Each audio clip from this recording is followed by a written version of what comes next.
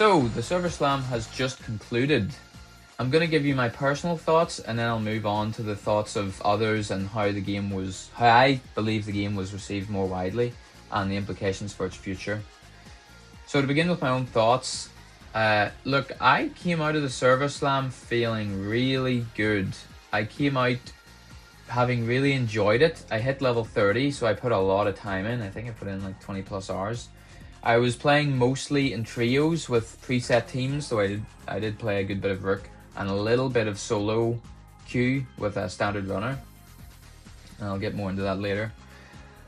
But I came out and I was like, man, that was a lot of fun. And I was describing it to my friends. I said, this game, at least when you're in trios with your friends ideally, it keeps you in that flow state between the PvE, the PvP, and the quest that you're hunting. I was constantly in flow state where I wasn't things weren't too difficult, things weren't too easy, but because I was in that happy medium, I could play game after game after game after game and feel really engaged. Like there's games like Battlefield 6, which I love, but because they're so intense, I can get kind of burned out after a couple of hours. I need to take a break, whereas this game I could keep playing. It felt like forever. So yeah, I came out with a really good gut impression. There were some issues I had, yes, I'll get into them, but that's my top level view. Is I came out thinking, oh, this was good. I could see myself grinding this a lot, and it made me hopeful for launch. Now there is a caveat to that, and I will get into that later. I'm slightly concerned with how the game's being received more widely and the number of players and so forth, but we'll get into that in a bit. Just to rattle through some categories that I drew up based on my personal thoughts. When I first loaded into the game, to quickly cover the graphics, the sound, the atmosphere, this stuff is subjective. I thought they made a big improvement from previous playtests. If you play as Rook, especially when it comes to graphics, sound, atmosphere, because you're alone, there's no one yapping in your ear like a teammate or something. You really get to take in the full experience and the full atmosphere. When you play as Rook, because you're so vulnerable as well, that's when you really soak it all in, and I thought they nailed the atmosphere and the sense of being there and the graphics. I thought it was brilliant. Now, the caveat to that is graphics especially are subjective. There are people saying the game looks like Roblox. I have some guys that I play with that were saying, you know, I don't want to compare this game overtly to Arc Raiders, but when you're in Arc Raiders, it's much like Battlefield or Helldivers, where it's a very grounded, realistic, graphically pretty world, and you feel grounded there. Marathon, I could hear the argument, and this is the argument that my teammate put to me. It just feels a bit gamey, it feels a bit flat, the world feels a bit flat, and I totally understand that. In saying that though, I still, Bungie games, if you look at, say, Halo 3 versus Killzone 2, Killzone 2 was this really immersive, gritty, graphically beautiful world. Halo 3 was, to be honest with you, much flatter in comparison. It was focused on gameplay systems first. It still was beautiful, and it still had brilliant skyboxes and atmosphere, but I don't think there's any question the world, the graphics were a bit flatter than Killzone 2, for example, or other pretty games at the time, let's say Crisis or things like that. But what Halo 3 had was the game mechanics were so well tuned, and the world only had to go so far before you were pulled in. So I think that's the situation with Marathon versus the likes of Arc Raiders. Yes, you can argue the graphics and the atmosphere are maybe a little flat, and art is subjective, but I think they nailed it. When I'm going moment to moment, and like I say, especially when you play as Rook, you do get the sense that you're there, and it does have a weighty atmosphere, and it's quite imposing. So this stuff is always going to be subjective, but I thought they did a really good job here. I just appreciate that it's not going to be for everyone, specifically the art style. But yeah, I mean, overall, I'm happy with it. Menus got a lot of complaints. And again, I hate going back to the Arc Raiders comparison, but it's the closest thing that I can think of. When I played Arc Raiders for the first time, I remember complaining and going like, why do I need to tab through all these menus? What's here? What do I go for here? I need this. Where do I go? and the whole crafting system. I found myself fighting with the menus a lot, on console at least. So by the time I got to Marathon and grappled with that UI, I was over it. I was like, okay, extraction shooters are complex by their very nature. I'm on controller.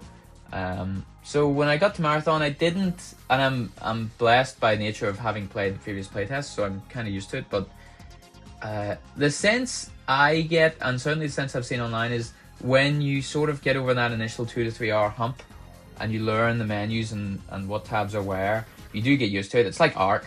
It's like, I fight with the menus there, I'm frustrated by them, but when you're used to them, you suddenly know where to go. That's no excuse for bad UX design. I appreciate, though, the genre necessitates a certain level of complexity in the UI.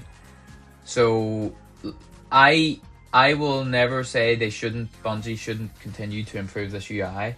And I think there is, there's an element of the customer's always right. If this amount of people are complaining about the UI and how confusing it is, there's something there.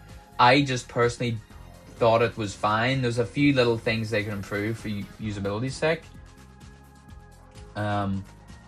But yeah, I thought it was fine. And I certainly seen that sentiment online, is when you get over that 2 to 3 hour hump, you get used to the UI.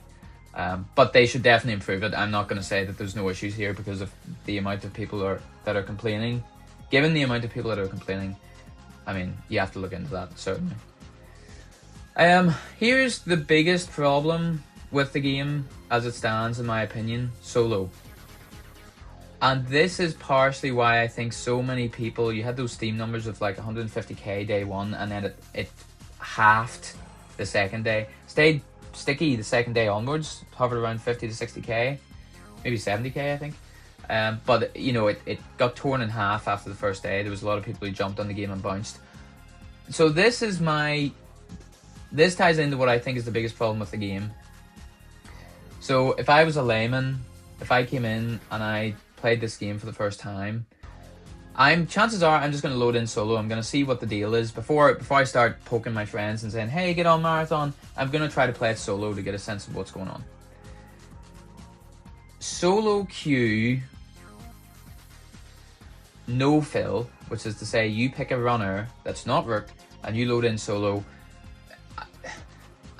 The nature of the game means this is the case. It's a disaster. It is a disaster. And I know some people like the atmosphere, but the whole concept of runner shells, runner classes with different abilities, some are more team focused than others, the whole system buckles when you go solo no queue, because suddenly the meta flips to assassin. Like, assassin's just the best way to play in solo no queue. I don't see how they ever balance their way out of that. You're in an extraction shooter, you're gonna want to be invisible. What are you gonna play? Triage to heal yourself and your non-existent teammates? Like, maybe, but assassin just has such a leg up, and I'm sure there's other heroes that have a leg up, but the whole concept of the game buckles. And I'm not sure, have they balanced PvE around solo no queue? I suspect they haven't, based on what I played, but don't take that as fact. I feel like they put this in because of the amount of people complaining, and I get that, but it breaks, and I don't know that they can design their way out of this hole, because the game works. Like I said before, or in case I hadn't said, I've been playing the game primarily trios with teammates, and it's fantastic. It's really good fun.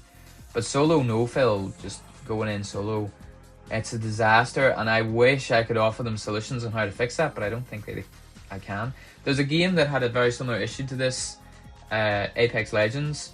Now, I played Apex Legends the first couple of months it came out, whatever it was, 6 or 7 years ago. And I don't think they ever designed their way out of this hole. I don't think there's solo BR, Battle Royale, in that game. Correct me if I'm wrong. But they had a similar issue. And so I think, to be honest, what they need to do is just say, look, this game isn't for solos. And I know I don't like saying that. And I'm totally open to the idea that they can design their way out of this hole. But I think solo no-fill is such an awful experience. Rook, on the other hand, is a great experience because Rook is purpose-built around the solo experience. You're in with other trios, but you're alone and you're scavenging and things like that. Rook works perfectly. So I want to be clear, when I talk about solo no-fill, I'm not talking about Rook. I'm talking about solo no-fill with a hero. Rook works perfectly. I think that's their solution, and I think what they need to do, and I don't like saying it, I really don't, because I know there's a lot of solo players who want to go in, do their contracts, chill. I think they need to bin the solo no-fill playlist, and I think they need to add duos. So you'll have Rook for true solo play, albeit you can't do contracts or progress.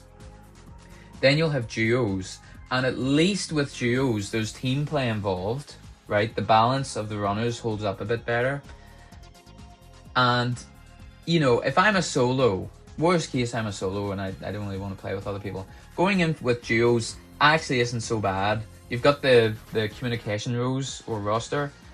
You hold up on the D-pad on console and you can say, I'm friendly, or go here, or enemy here. Because you have that, and it is very improved from the previous playtest, duos at least is good, because like, okay, there's only one other person to worry about.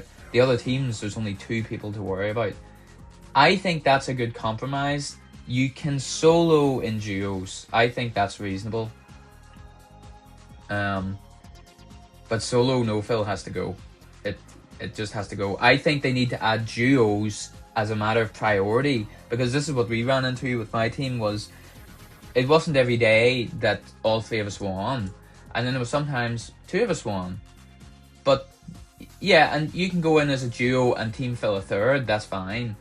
But it would be way funner if you could go in as a duo and play other duos. That would be really fun, and it's a sort of intimate sort of combat and atmosphere.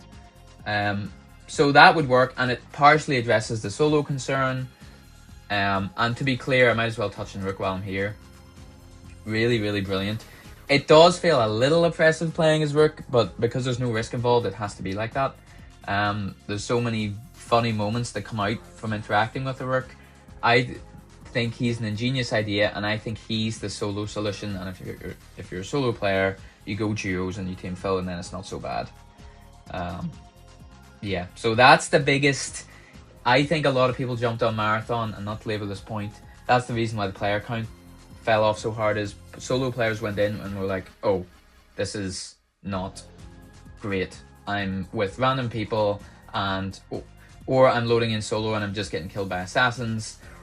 You know, solo is the big gaping wound in this game, and if they remove that playlist, keep it tightly focused on Rook for solo, then add duos, it's a lot more purpose built, and you see a lot more of what the game, how the game shines in those examples. I think solo no-fill with a normal runner is just, it's an aberration of game design, and I'm not sure they can design their way out of it, so it's gotta go. To move on though, I know I've laboured the point on that.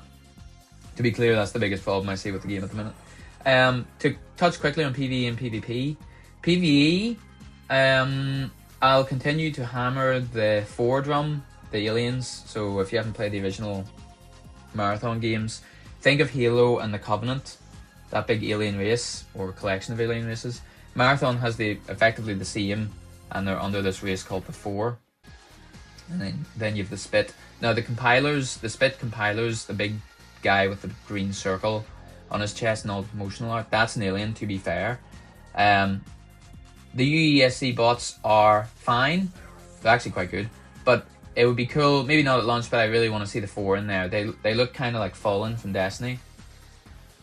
To not have them in ever would be a disaster. I'm sure they're working on that, I'm pretty sure they are actually. But that's my biggest complaint, no aliens, at least in the early, mid/late game. I think the only alien we'll see is the compiler on the Marathon ship, which is a shame. But to speak to the bots and the PvE specifically, I think it's quite good. The normal bots, you have to respect them. They've broken up a few PvP fights, which is what they should be doing. I really like those little events where you go into a hut and someone hits a button and then all the doors close and you can't get out, and suddenly all these purple shield enemies start spawning in. There was a moment where we were fighting a team who was in there, someone activated that lockdown and they were stuck in there with those bots. So that was actually, you know, we turned the tables on them and they were stuck, and that really weakened them, so we could go in after and finish them off. So that sort of stuff is good. There's a lot of respect you have to have for the PvE enemies. There's those public events, I think it's called lockdown, where it's like a big red bubble. You have the big blocky ship in the sky and it spawns a big red bubble. And if you don't have a certain, I think it's like a mechanics kit or an OS protection kit, it's like a healing item. If you don't have that when you're in there, you will take loads of damage and probably die. And then in there spawns a boss, so that's cool. And then you have the overworld bosses, so the Wraith, the Warden, they spawn as big red markers on the map.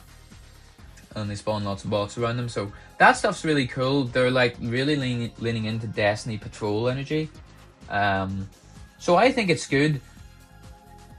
And to be clear, between all the units, you have the snipers, the big chunky boys with the grenades and the rockets, and then you have the normal bots. There is good variety here. My only complaint is the robots all kind of look the same, which is why I'm kind of hungry for alien units like the 4, the Spit, things like that, the compilers.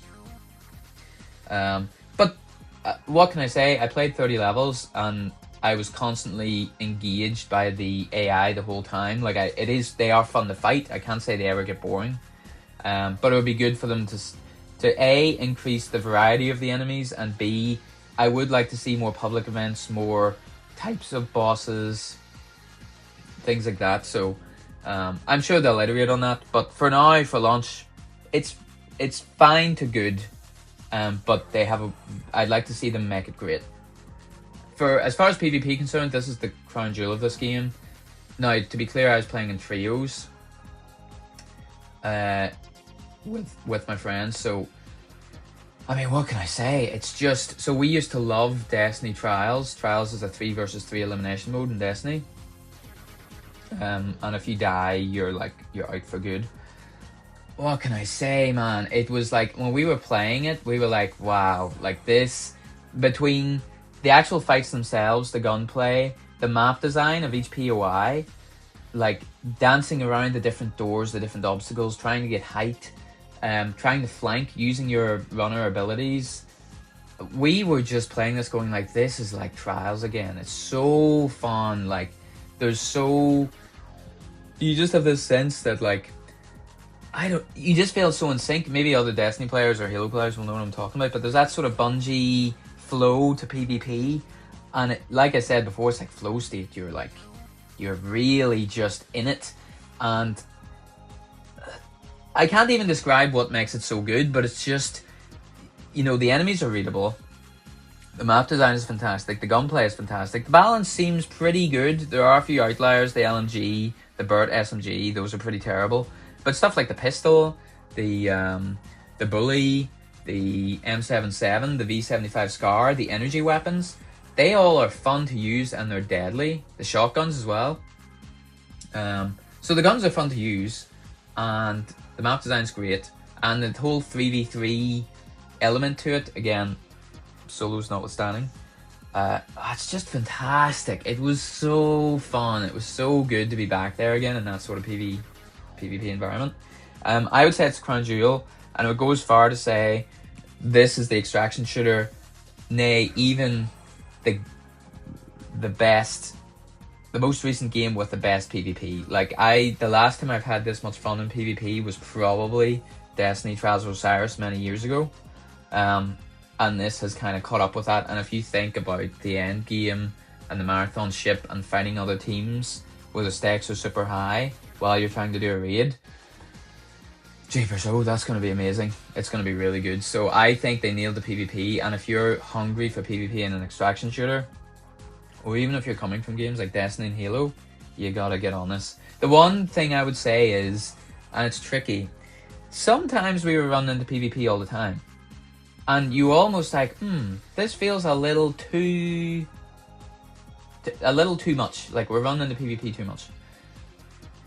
And then other games, you go like 2 or 3 games without a single PvP encounter. So I appreciate Perimeter, the beginning map, Daramarsh, they kind of get smaller as they go, or more compact. I shouldn't say smaller, like more compact, so players are on top of you a bit more. Then Outpost, the third map, that's very vertical, so you will hear players above and below you constantly. So maybe there's a design emphasis there on like, okay, the beginner maps will be larger, you'll run into teams less, and as you go on, the maps will get smaller and more cramped, and that's when PvP will become really intense. If that's the case, that's fine. But that was my one concern. I was like, You know, if in the full game we're running the marathon ship and there's games in a row that go without PvP encounters, that's not going to be a good thing.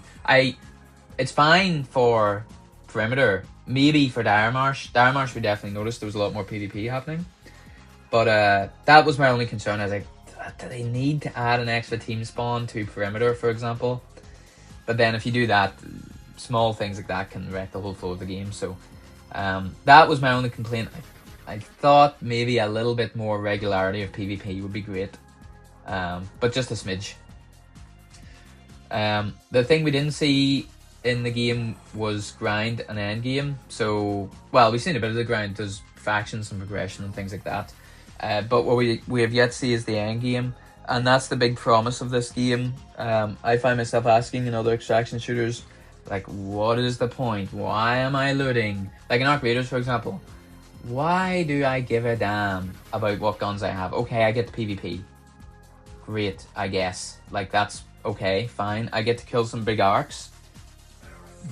Those aren't quest related. Some of them are, but a large amount of the arcs in Arc Raiders, you just kill them for the fun of it. They're not related to your quest or your progress or whatever. Yes, you get certain materials from them, but why? What am I building towards? So the promise of this game is, okay, there's going to be a marathon ship endgame raid. There's going to be 7 chambers. Pardon me. And I presume in each of those 7 chambers, it might be like Trials for Osiris, you know, where you need 7 wins. Maybe in every chamber you're likely to come up against a team, or you come up against a very big PvE encounter. But crucially, in Marathon, the promise is that the end game will be sufficiently difficult enough from a PvE and PvP perspective that it will incentivize you to gear up, to get good gear, to progress your factions. So that's the differentiating factor. And then of course you have the end game raid itself, the supposedly Destiny-like raid where you fight a big boss. Like, if that's the incentive for getting lots of loot, great. So that's the differentiator. So we didn't see that much of that in the Service Land. That's fine because it was just covering early game. But that's what we're looking forward to.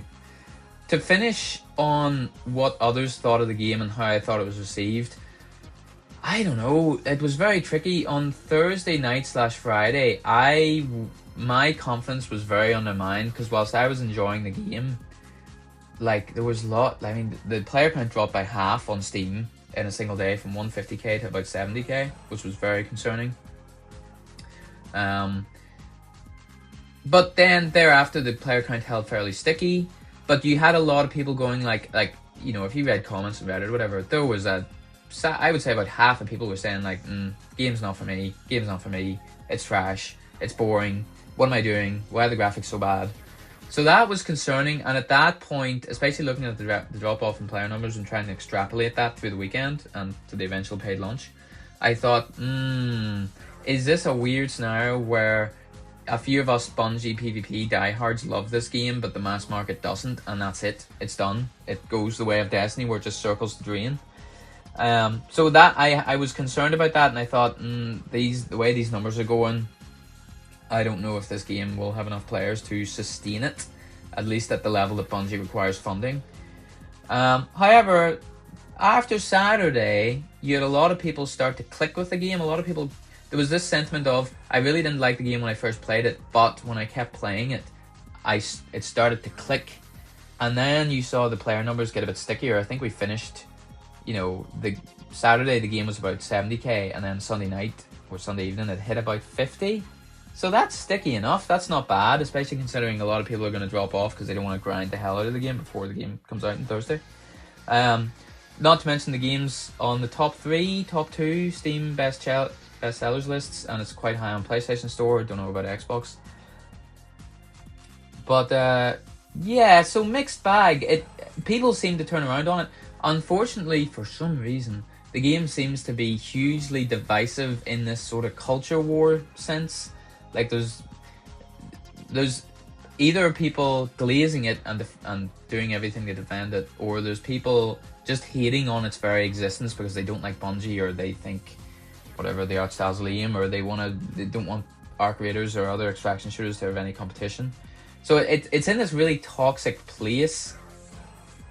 But in the middle ground, you have a lot of people going like, yeah, the game needs work, but it started to click with me. I'm really enjoying it, and I think the middle ground is what's going to see us through. I think at launch on Thursday, maybe looking at about 40k on Steam, maybe 100k total across all platforms. I really hope word of mouth slowly builds this up. I would like to see the game return to about that 70-80k level on Steam, and you'd be talking about maybe 170, 200k across all platforms. But we need to see, the game really needs, I think the big secret will be the Endgame raid. If that goes viral, which it should, if Bungie deliver, like watching streamers go in and fight other teams and then fight the raid boss, and not to mention the whole raid race thing, players streaming their race to get the raid done. Like, if that all pops off and the game starts climbing after launch back to that sort of Steam 70-80k mark, then we're good. My worry is the game sinks down to, like, say 15-20k Steam concurrent.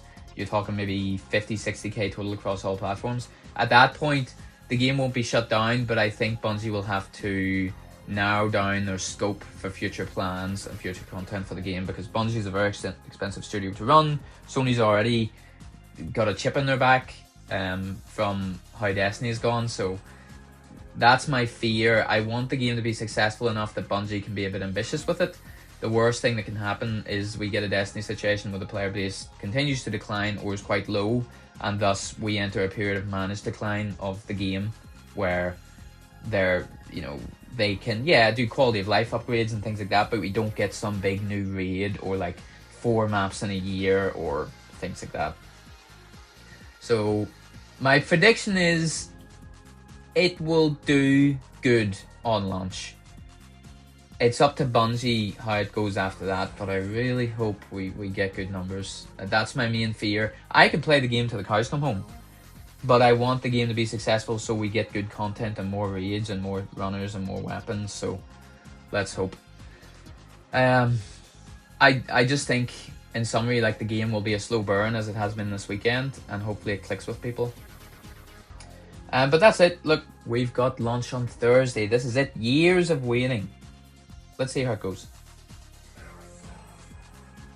Let's keep our fingers crossed. Okay, that's it. Thanks very much for watching. Please like and subscribe. We're like a new marathon channel. Just trying to provide useful content. And yeah, thanks very much for watching. Talk to you guys later and see you on Tau Ceti IV.